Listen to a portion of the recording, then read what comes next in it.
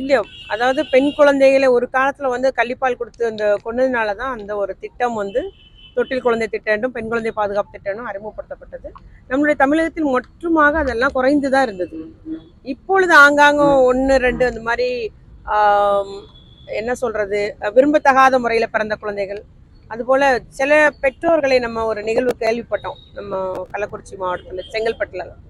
அவர்களே வந்து அந்த குழந்தையை புறக்கணிக்கக்கூடிய ஒரு நிலையில இருக்குது. அதுக்கு தான் நம்ம சமூக நலத்துலேருந்து என்ன சொன்னோம்னா, ஒருவேளை உங்களுடைய குடும்ப சூழ்நிலையினாலேயோ, இல்லை அந்த பிள்ளையை நீங்கள் பாதுகாக்க முடியாது, என்னால் பார்க்க முடியல, இல்லை பார்க்க விருப்பம் இல்லைன்னு நினச்சிங்கன்னா நீங்கள் சமூக நலத்துறையிடம் ஒப்படைங்கன்னு சொல்லியிருக்கோம். மாவட்ட சமூக நல அலுவலகம் இல்லைன்னா அரசு மருத்துவமனை, இல்லை குழந்தைகள் பாதுகாப்பு அழகு இல்லைன்னா குழந்தைகள் இல்லங்கள், எங்கெங்கே என்ஜிஓ இல்லம் இருக்குது, அரசு இல்லமும் இருக்குது, அங்கே கொண்டு குழந்தைகளை ஒப்படைங்கன்னு சொல்லிட்டு இப்பொழுது எல்லாரிடமும் சொல்லி வருகிறோம்.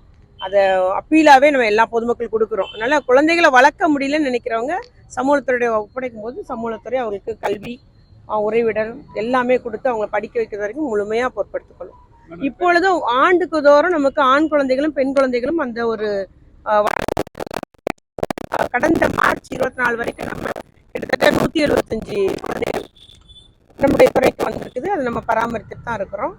தத்து கொடுக்கும் திட்டத்தின் மூலம் தத்து வழங்கப்பட்டு வருகிறது. எல்லாமே சட்ட முறைப்படி தத்து வழங்கப்பட்டு வருகிறது. கல்வி முக்கியத்துவம் பெண்கள். ஆமா,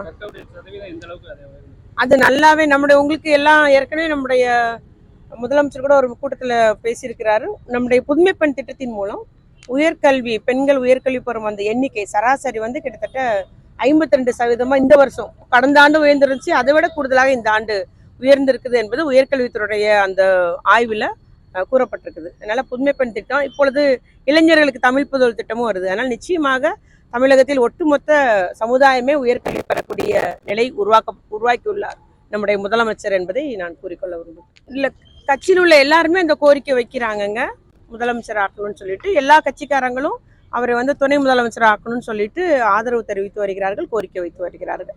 அது முடிவு செய்ய வேண்டியது நம்முடைய மாண்பு முதலமைச்சர் அவர்கள்.